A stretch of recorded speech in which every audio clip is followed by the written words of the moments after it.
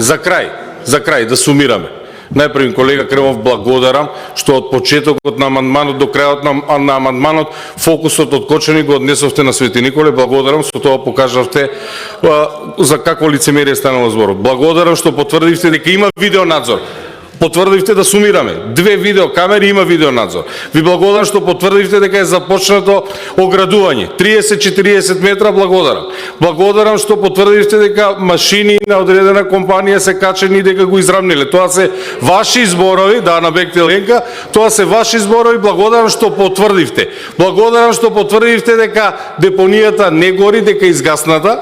Благодарам што потврдивте дека не е во последните 2 години, туку е во континуитет, а вие селективно сакавте да го наведете. И на крајот на денот, ова е повикот што го спроведува Министерството за финансии, а не локална самоуправа.